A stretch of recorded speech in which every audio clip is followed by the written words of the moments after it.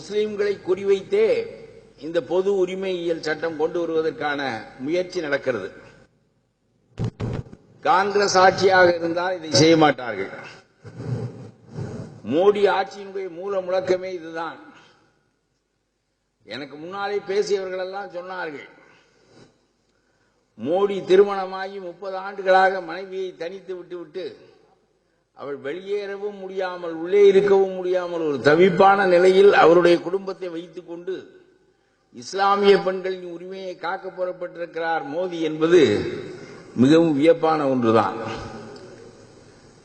நான் சொல்லுகிறேன், பெருவாரியான மனித குணங்களை, மனித பண்பாடுகளை மதங்களை உருவாக்குகின்றன.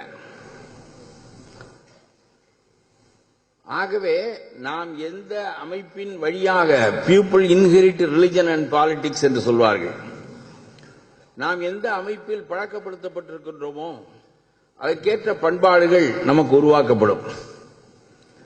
இஸ்லாமிய பண்பாடு நபிகள் நாயகம் உருவாக்கிய பண்பாடு.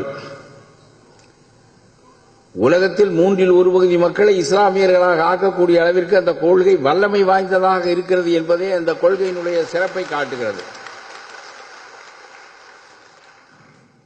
அவ்வளவு மகத்தான மனிதர். இஸ்லாத்தை நாம் புரிந்து கொண்டால்தான் அவருடைய ஒற்றுமையை நான் அறிய இஸ்லாமிய மக்களை போல வெகு வேகமாக திரளக்கூடியவர்களும் ஒருமுகமாக நிற்கக்கூடியவர்களும் யாரும் கிடையாது என்பதுதான் என்னுடைய கருத்து. அதற்கு காரணம் இவர்கள் இல்லை, இந்த உம்மாவை கட்டிய நபிகள் நாயகம். இவர்களை உருவாக்கிய விதமே அப்படித்தான். ஆகவே உங்கள் மீது எதையும் எவனும் எந்த காலத்திலும் திணிக்க முடியாது.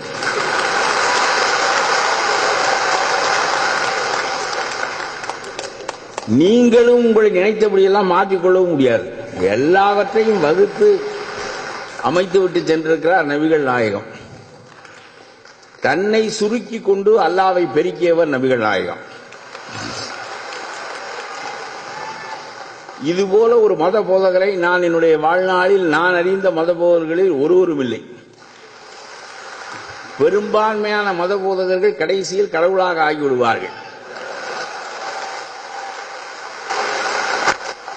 முதலமைச்சர்கள் எல்லாம் கடவுளாகின்ற போது மத போதகர்கள் ஆனால் என்ன?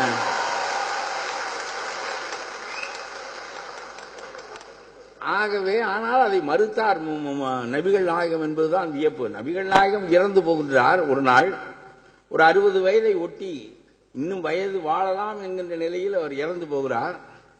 ரொம்ப இயல்பான மனித வாழ்க்கையை அவருடைய இஸ்லாமிய வேதங்கள் வெளிப்படுத்துகின்றன. நபிகள் இறந்தவுடன் அபூபக்கர், ஆயிஷாவின் தந்தை, முதல் கலீஃபாவாக ஆகப் போகின்றவர், நபிகளை விட வயதில் மூத்தவர், நபிகளுக்கு நிகரான நேர்மையுடையவர்.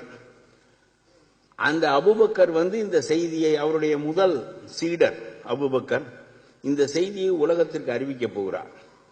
இஸ்லாமியர்களெல்லாம் நபிகளுக்கு என்ன ஆகிவிட்டதோ என்று கூடியிருக்கின்ற அந்த நிலையில் ஒரு மேடையில் ஏறி நின்று, நாற்காலியில் ஏறி நின்று அபூபக்கர் பேசுகிறார். நபிகளின் மறைவை 3 வரிகளில் சொல்லுகிறார்.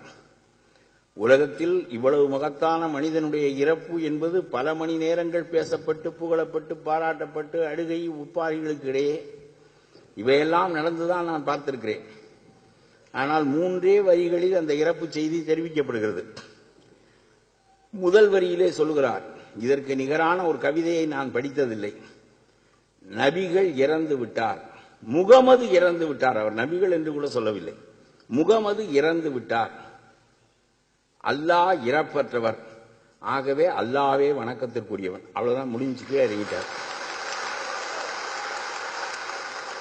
என்ன அந்த சமூகம் அப்படி 1500 ஆண்டு காலமாக இறுக்கமாக இருக்கிறது என்றால் எவ்வளவு தேர்ந்து தெளிந்து சாவு செய்தியை சொல்லுகின்ற போது இந்த மார்க்கத்தை உருவாக்கிய மகத்தான மனிதனை பற்றிய மகத்தான சொற்கள் பேசப்பட வேண்டிய வேளையில் இவற்றையெல்லாம் விட்டுவிட்டு அவரை கடவுளாக்க முயல்வார்கள் இவர்கள் என்பதனாலே முதலிலே அதை மறுப்பதே அவர்களுடைய நோக்கமாக இருந்தது.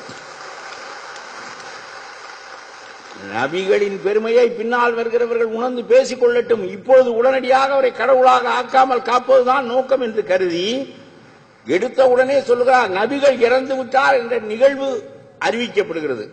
அறிவிக்கப்பட்ட உடனேயே மனிதனுடைய குறையும் இறைவனுடைய நிறைவும் பெருமைப்படுத்தி சொல்லப்படுகிறது.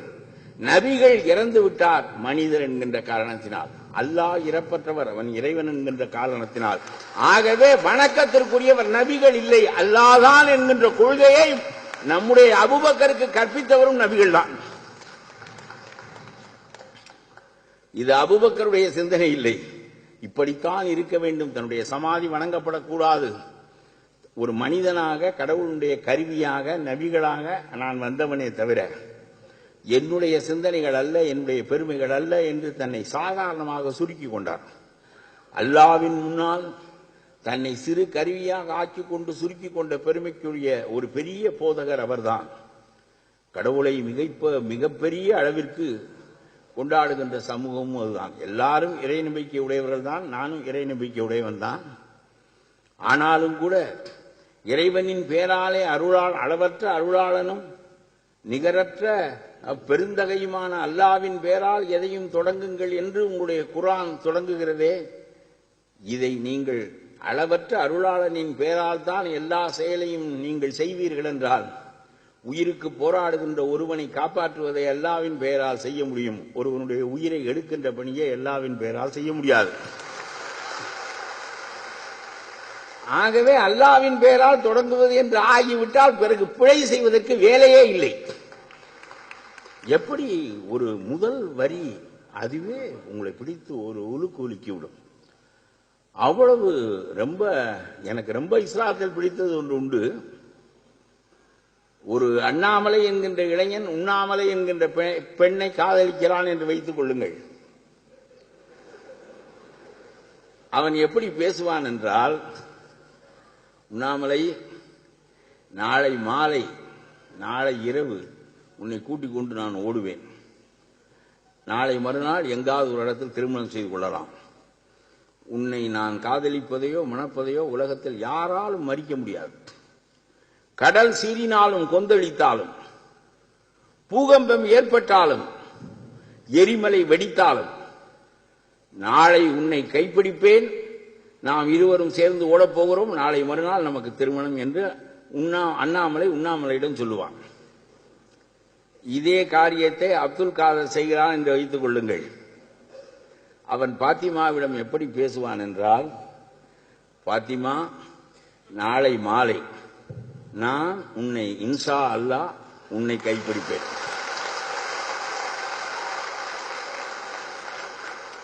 கடவுளுக்கு விருப்பம் இல்லை என்றால் கைவிடுவேன் என்றதற்கு பொருள்.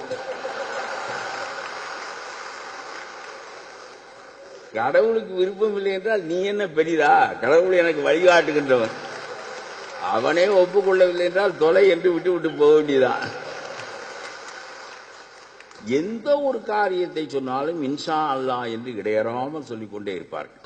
எந்த ஒன்றையும் அல்லாஹ்வின் அருளால் அடைகிறேன், அல்லாஹ்வின் அருளால் செய்கின்றேன் என்று